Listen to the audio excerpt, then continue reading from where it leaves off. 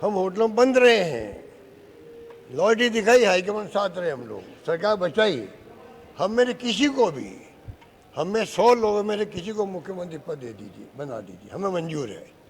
पर पायलट साहब मंजूर नहीं होंगे क्योंकि वो तो ले जाने वालों में थे मानेसर। ये उनकी मांग थी, उसको तोड़ मोड़ कर हाईकमान के खिलाफ में रिवोल्ट हो गया। अरे हाईकमान के खिलाफ रिवोल्ट होता तो मैं मुख्यमंत्री रह पाता क्या बाद में?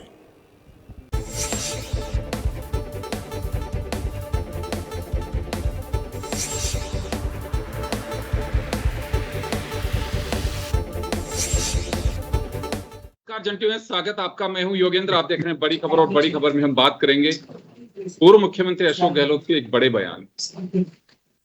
हाल ही में उन्होंने मीडिया से बातचीत में मानेसर का एक वाकया, मुझे लगता है कि इसके डीप में जाने की आवश्यकता नहीं है, सब जानते हैं कि क्या बाड़ेबंदी हुई थी, उसके बाद में सरकार की जो पोजीशन बनी और उसके बाद में लंबे समय तक कोविड के दौरान होटलों में रहना, इन तमाम चीजों का जो सिलसिला चला उसको लेकर के बयान दिया। और ये बयान सीधा सीधा एक तरह से जो जिन बाहर निकला है मानेसर का, उसमें इनडायरेक्टली सचिन पायलट को आईना दिखाना माने, या उनका कहना तो ये कि पहली बार नहीं किया मानेसर का जिक्र, पिछले कुछ दिन पहले भी किया था उन्होंने। क्या मायने हो सकते हैं, क्योंकि गहलोत साहब बड़े खांटी नेता हैं और बड़े सोच समझ करके चीजों को बताते हैं, बोलते हैं, तो कुछ तो इसके पीछे लॉजिक हो सकता है।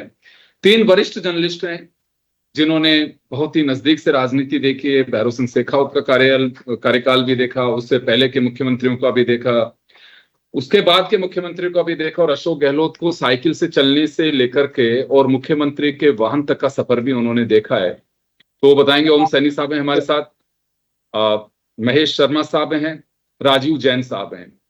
मैं ओम जी आपके पास में आना चाहूंगा। आप लोगों ने तो अशोक गहलोत साहब का वो सफर देखा एनएसयूआई में जब थे, बताते हैं कई सीनियर जर्नलिस्ट की वास्तव में मेहनत की उन्होंने, साइकिल से प्रेस नोट देने के लिए आते थे और मुख्यमंत्री तक का सफर देखा, विपक्ष का कार्यकाल भी उनका देखा। क्या लगता है आपको कि गहलोत साहब इस वक्त मानेसर की चर्चा करना और मानेसर की चर्चा ही नहीं करना, उन्होंने सचिन पायलट को मंत्री बनाने का भी बताया, धर्मेंद्र प्रधान के घर से पैसे मिले वो जिक्र भी किया, तमाम चीजें कि सचिन पायलट अगर इस बात को सॉरी में फील कर लेते तो ये वाकया नहीं रखता, इस वजह से आज तक ये जिंदा है। तो क्या लगता है आपको कि कहीं अभाव रहा कि जब वे दोनों के बीच में चर्चा कराई गई, और तब जब उन्होंने बीकानेर से निकलने के बाद में भी कहा था कि भूलो और माफ करो, तो क्या वो पंचलाइन गहलोत साहब आज भी मेंटेन किए हुए हैं? ये कहने के बाद में आपको लगता है कि ना कोई भूला ना किसी ने माफ किया? देखिए, राजनीति में इस तरह की खामोशी जब बनती है तो कुछ ना कुछ खिचड़ी पक रही होती है। लगता है कि आलाकमान के यहाँ से कुछ होने जा रहा है। और शायद एक बयान में एक टुकड़ा मुझे ये भी देखने को मिला कि उनकी बड़ी शिकायत है मीडिया से कि मीडिया किस तरीके से चीजों को प्ले करता है, और कुछ लोग मैनेज जो कर सकते हैं मीडिया, वो किस तरीके से उसका इस्तेमाल कर रहे हैं। तो वो अभी भी उन्होंने कहा कि आप जरा मेहरबानी रखना, अब कोई वो वैसा मत करना जैसा पहले किया था। हाँ, तो उस वक्त के किस्सों को जिस तरीके से बयान करने का सिलसिला रहा, उसमें सच बड़ा बड़ा साफ साफ था। सच को कोई झुटलाने की कोई जरूरत नहीं है, बहुत साफ था। और अजय माकन का जो रोल था वही सबसे बड़ा खलनायकी का रोल था, जिसकी वजह से इतना ये सारा बवाल मचा। अजय माकन अगर वो जो 1 लाइन का जो रेजुलेशन था उसको पास करने पे दबाव नहीं डालते और चले गए, वो अपने आप में बड़ा गलत तरीका था। तो उसे पता लगता है कि कांग्रेस पार्टी में अपनी अपनी सरफुटोल कैसी है, अपनी अंदरूनी स्थितियां कैसी है, कौन किसको खींच रहा है, कहाँ नीचे गिरा रहा है। अब सचिन पायलट ये तो राजनीति में मेरा ख्याल है अब तो बहुत पुराने हो गए, लेकिन गहलोत साहब के सामने तो ये अभी बच्चे ही हैं निश्चित रूप से, जैसा वो बोलते हैं। और वो इनके पिताजी के साथ में तो इनके ताल्लुक थे, लेकिन अभी इनके साथ में ताल्लुकातों का सिलसिला कुछ इनके जो सलाहकार है, कोई साधु है कोई क्या है, वो सारे बड़े दिक्कत पैदा करते हैं। जब भी कुछ एका करने की चेष्टा करते हैं, गले मिलते हैं, बातचीत करते हैं, उसके बाद में कुछ ना कुछ ऐसा बखेड़ा खड़ा होता है जिससे लगता है कि वापस बात वहीं की वहीं है और फिर आला कमान को फैसले वाली बात पे आना पड़ेगा। और मैं समझता हूँ कि शायद हमारे प्रदेश में तो कुछ हो नहीं रहा, निश्चित रूप से दिल्ली में कुछ हो रहा है और दिल्ली में कुछ होने के लिए कुछ व्यवधान पैदा करने का जो सिलसिला जारी किया होगा, उसका जवाब में ये इस तरह की बात कह रहे हैं। बाकी तो बहुत बार हो चुका, फॉरगिव एंड फॉरगिव, वो नहीं भूलेंगे, ये संभव ही नहीं है।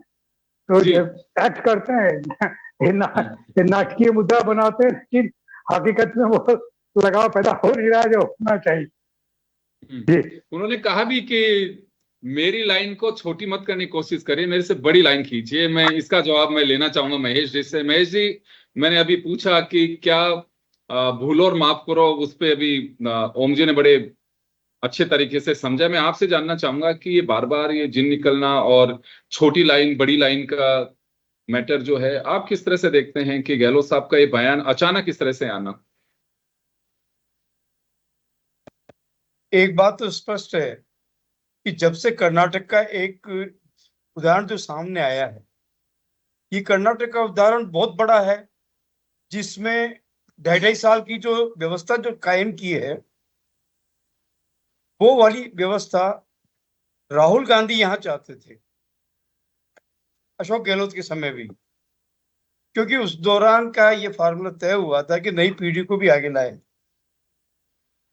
यही चीज को अपनाया इन्होंने कार्य, जो अगर इस चीज को ये उस दौरान अपना लेते तो छत्तीसगढ़ हो चाहे राजस्थान हो, तो ये नौबत नहीं आती जो कांग्रेस की, जो इस चुनाव में हार का कारण बनी।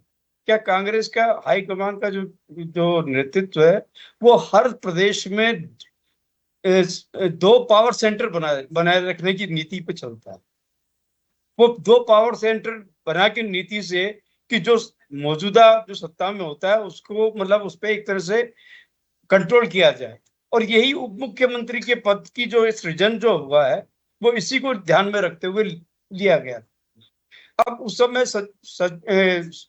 जिस तरह के जो हालात मानेसर का जो जैसे उन्होंने अपने बयान में हवाला दिया, तो वो ये स्पष्ट करना चाह रहे थे कि कहीं ना कहीं ये भाई कमान में ये जो चीज हुई है कि इस तरह से भी कांग्रेस ने अपना सही फैसला लिया और जैसे तैसे करके कांग्रेस की सत्ता को कर्नाटक से हिलने नहीं दिया, नहीं तो वहां पे भी बगावत हो जाती। इस बगावत को जैसे कि पूर्व में जैसे हाल बने थे, कहीं वैसे हालात या नहीं बन जाए, तो एक ये सबक ऐसी चर्चा चल रही होगी तो उस दौरान ये मामला हुआ होगा कि साहब ये मतलब ये जो 2 गुटबाजी के लिए तो दोनों गुटों से वहां प्रभाव पड़ा होगा और बातें हुई होगी।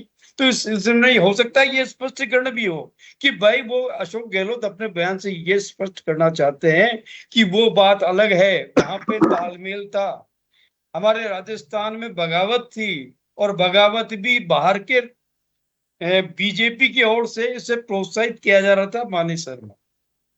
तो ये एक संदेश देने की कोशिश की जाए और ये भी स्थिति बतानी कि अगर जैसा कि जो अब जो जिस तरह से ये बैठक हो रही है, ये चल रहा है कि संगठन में काफी फेरबदल किया जाएगा।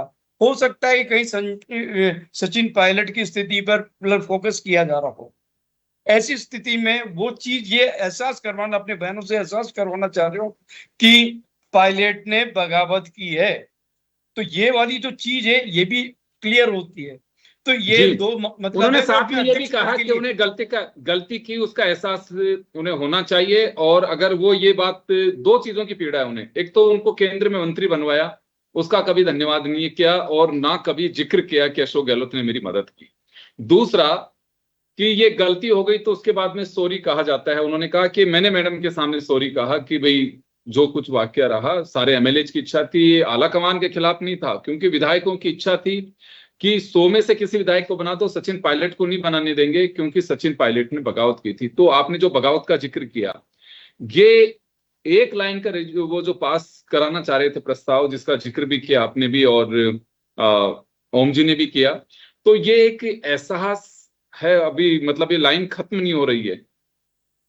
ये बिल्कुल सही है, ये चीज का बता रहे हैं कि वो सत्ता के जो 2 केंद्र हैं, बगावत नहीं होनी चाहिए।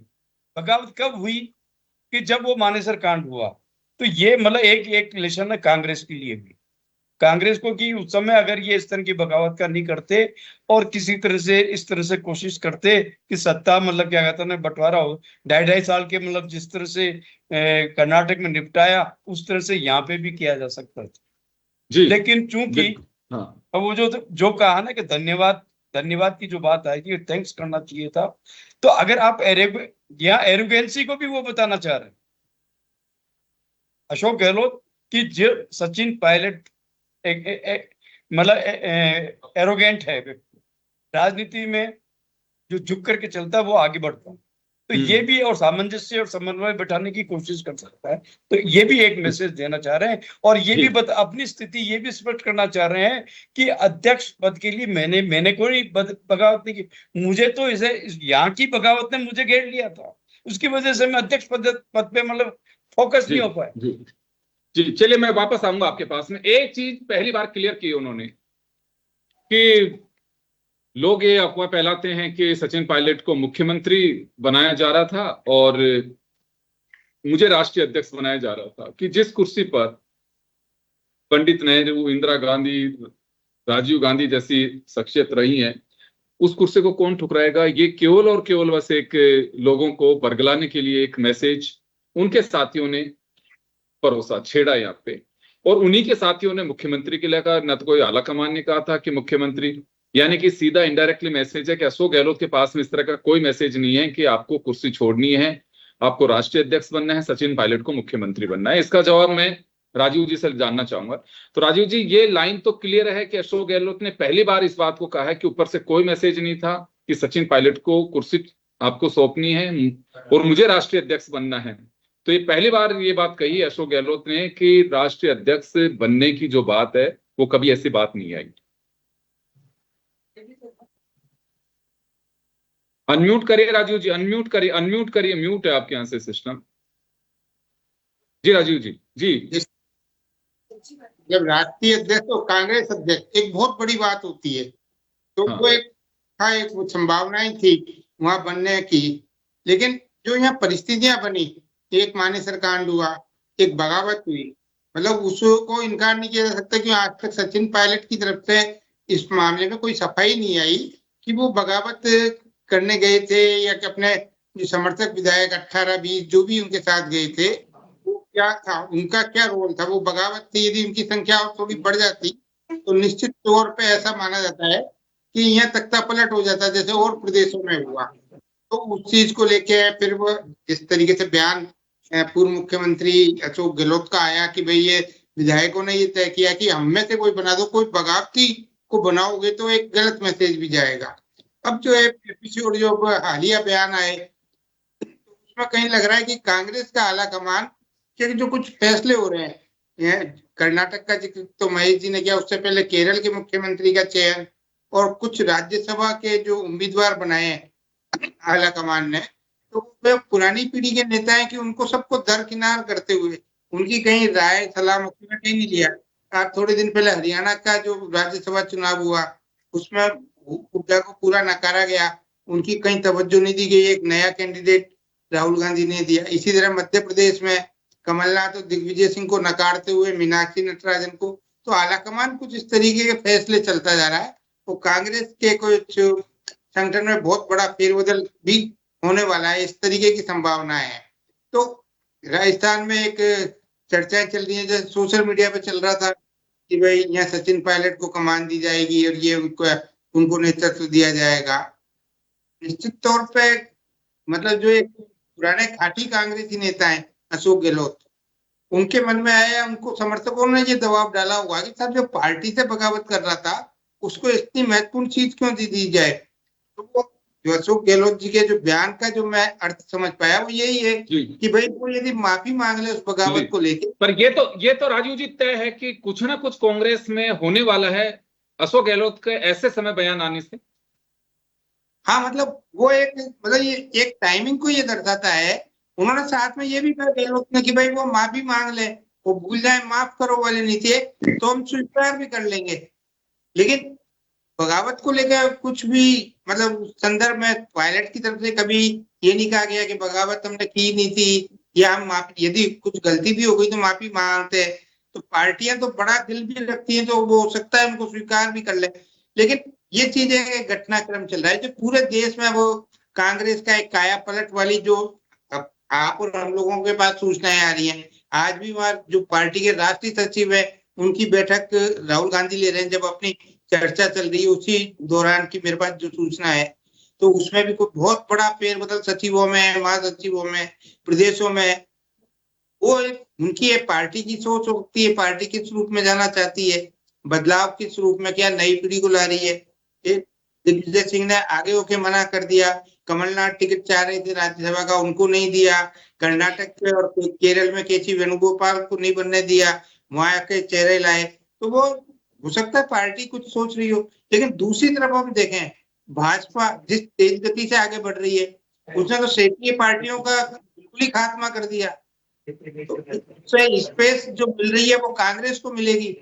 आप महाराष्ट्र में देख लीजिए, हाल के मतलब बंगाल के चुनाव में देख लीजिए, पार्टी जो तृणमूल बची वो भी खत्म होती जा रही है। और लेकिन राजस्थान में थर्ड फ्रंट का कोई टेस्ट नहीं है। आप लोग तो बेहतर समझते हैं, राजस्थान में थर्ड फ्रंट का कोई टेस्ट नहीं है, क्योंकि पब्लिक यहाँ की अलग है। आपको ध्यान होगा एक बार जनता दल के टाइम पे, क्योंकि वो एक समाजवादी सोच, किसान नेताओं का, चौधरी देवीलाल वगैरह, और इनकी वजह से एक बना था कि एक बार जरूर जनता दल को, लेकिन उसका भी विभाजन हो गया, विभाजन होते होते टूट गई, कितने जनता दल बन गए। तो राजस्थान में तो मैं उसी पे आरंभ में ये कहना चाह रहा था कि कांग्रेस आलाकमान को अब लग रहा है कि पूरे देश में जो क्षेत्रीय दल खत्म हुए हैं उससे स्पेस उसका बढ़ेगा। अब राजस्थान, मध्य प्रदेश, गुजरात, ये कुछ ऐसे प्रदेश हैं जहाँ कांग्रेस मजबूत है संगठन के तौर पे। ऐसा नहीं है मतलब इन प्रदेशों, तो वो और शायद और मजबूती के रूप में कुछ अपनी रणनीति बना रहे हो। तो वो देश भर में जो क्षेत्रीय दलों का खात्मा भाजपा ने कर दिया, उसका नेचुरल फायदा मतलब कांग्रेस को मिलेगा। तो जो कांग्रेस के मजबूत प्रदेश हैं उनमें वो अपनी पैठ और कैसे मजबूती से रख सके। चले मैं वापस आ रहा हूँ। अब देखिए, तो आपने कहा कि अब लेकिन काकरोच का फायदा किसको मिलेगा, वो भी एक भविष्य की उसमें। मैं ओम जी के पास में जाना चाहूंगा, एक मिनट आऊंगा आप लोगों के पास में। ओम जी, ये बयान एक ऐसे वक्त है, दो चीजें। एक तो राजस्थान में पिछले दिनों ही डोटासरा और जूली की जोड़ी की तारीफ करके गए राहुल गांधी कि बहुत अच्छा काम कर रहे हैं आप लोग, और राज्यों को भी इनसे सीखना चाहिए। क्या सामंजस्य बैठा है राजस्थान में। ये बात सही है कि अब तक के अगर इतिहास को देखें, हम तो चलिए जयपुर में 97 में आए, आप लोगों ने तो बहुत देखा, कांग्रेस अपोजिशन में रह करके लास्ट के साल जागृत होती है, 4 साल तक कुछ नहीं, बस छुटपुट है तो कोई है। लेकिन अब की बार डे फर्स्ट से काफी एक्टिव है कांग्रेस, सभी लोगों को साथ लेकर के चल रहे हैं। दूसरा, राजेश पायलट की पुण्यतिथि पर कार्यक्रम का एक योजना चल रही है कि कई जगह मूर्तियां अनावरण भी, या कहीं पे सभाएं वगैरह भी।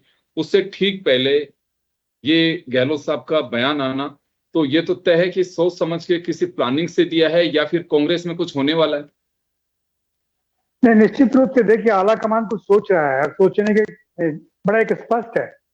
डोटासरा और जूली, ये जो प्रतिपक्ष के नेता और प्रदेश कांग्रेस अध्यक्ष, इनका जो स्वरूप है, इनके काम से कोई शिकायत नजर नहीं आती। क्योंकि जो राहुल गांधी बहुत मुश्किल से कमर थपथपाता है, तो वो जो थपथपाई उसे लगता है कि बिल्कुल खुश है इस बात से कि साथ ये लोग ठीक से काम कर रहे हैं।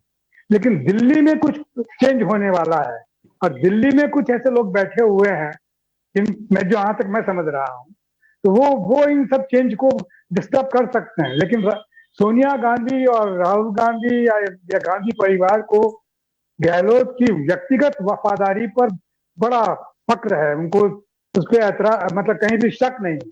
इस आदमी को कहीं भी कुछ भी काम दिया जा सकता है, ऐसा सोच रहे हैं। लेकिन साथ साथ में जो दूसरे लोग वहां बैठे हुए हैं, जैसे मैंने नाम लिया कि अजय माकन ने पूरा काम बिगाड़ा, वरना सारी चीजें वहीं समाप्त हो जाती, फॉरगेटन फॉरगिव हो जाता। लेकिन वो हुआ नहीं, और वो आज वो अजय माकन अभी भी दिल्ली में तेजरार के हैसियत से बैठे हैं, और उनके साथ में लोग भी हैं।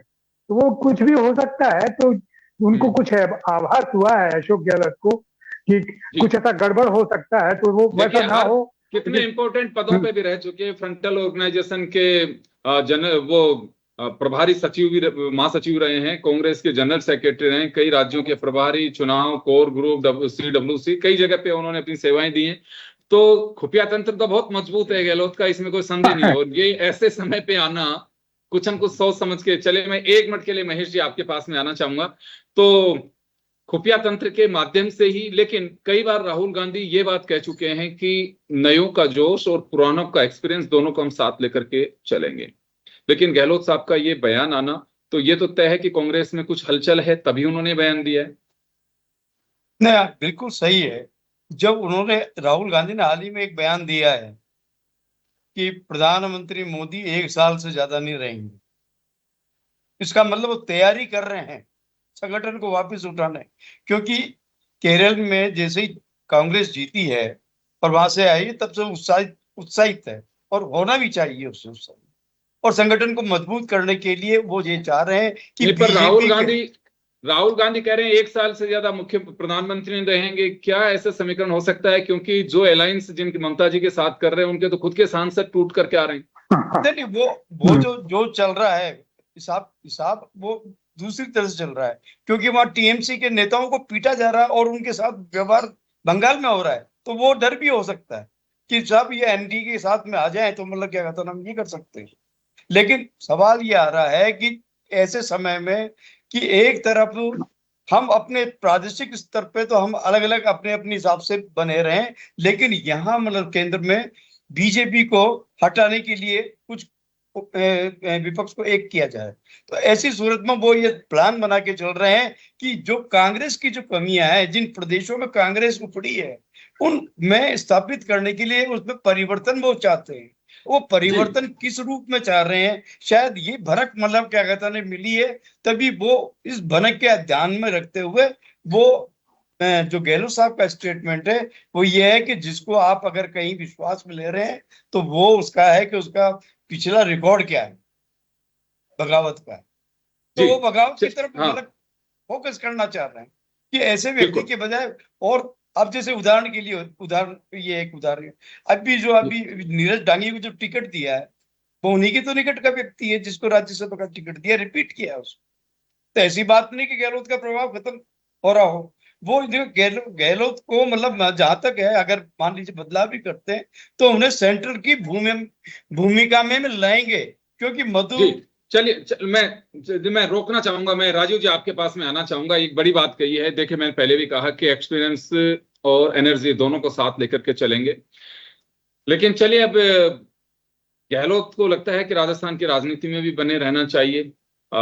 वो खैर अब पार्टी आलाकमान क्या सोच रहा है, पार्टी का इंटरनल मामला है। लेकिन गहलोत के लिए जो बयान है उससे अनायास नहीं मान रहे लोग। ये मान के चलते हैं कि अगर अशोक गहलोत का कोई बयान है, क्योंकि जिस पॉलिटिक्स के वो हैं उस पॉलिटिक्स के लास्ट प्रोडक्ट हैं भैरव सिंह शेखावत के बाद, तो वो कोई हवा में बात नहीं करते हैं। तो कुछ न कुछ इसका सॉलिड आधार है। और ये इनकी बात अगर ऊपर तक नहीं पहुंच पाई हो, 2 चीजों को लेकर के जो नाराजगी जाहिर की कि एक तो सचिन पायलट ने को उन्होंने मंत्री बनवाया और उसका आज तक भी कभी थैंक्स नहीं किया और कभी अपने समर्थकों में जिक्र नहीं किया। दूसरा, उन्होंने इस बात का कभी फील भी नहीं किया कि हाँ मेरे से गलती हुई, कि खुद से नहीं तो कम से कम पार्टी आलाकमान के सामने से इस बात को फील करना चाहिए। ये एक पीड़ा कही जा सकती है उनकी। बिल्कुल वो पीड़ा है। अब अशोक गहलोत जी को कहीं ना कहीं आभास हो गया कि कहीं ना कहीं सचिन पायलट को कोई इम्पोर्टेंस दी जा रही है, कोई महत्व दिया जा रहा होगा। तो इसी संदर्भ में मैं जो समझ रहा हूँ, इसी संदर्भ में उन्होंने कहा कि भाई जिस व्यक्ति को आप महत्व दे रहे हो उसकी निष्ठा संदिग्ध है, वो कभी भी पार्टी छोड़कर जा सकता है। मतलब उसका भावार्थ इस तरीके से निकलता है। वो सीधे तो राजनेता ऐसा कहते नहीं है, लेकिन आप और हम तो इस संदर्भ में समझ सकते हैं कि उनका इशारा ये था कि जिस व्यक्ति पे आप भरोसा कर रहे हो वो पूर्व में भी बगावत कर चुका है पार्टी के साथ, तो उसका भविष्य भी ऐसा है कि उसने पिछले कृत्य की माफी भी नहीं मांगी है, उसने कोई भूल मतलब उसको स्वीकार भी नहीं किया है।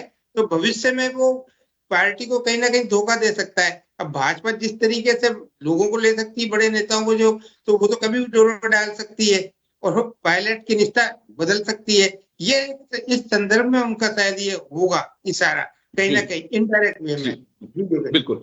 तो चलिए मैं माफी चाहूंगा आज, क्योंकि एक इच्छा थी कि सीनियर जर्नलिस्ट हैं वो बिल्कुल उनकी अपनी कलम और एक समझ जो है वो राजनीति में बहुत ही शार्प है, और बहुत सारे दौर भी देखे हैं। तो जानना चाह रहा था, समझना चाह रहा था, हमारे दर्शक भी जानना चाहते थे कि गहलोत साहब के इस बयान के मायने क्या हैं। उन्होंने बड़े बखूबी तरीके से बताई भी। चलिए, सभी का बहुत बहुत शुक्रिया। बड़ी खबर में इतना ही, दीजिए इजाजत, नमस्कार।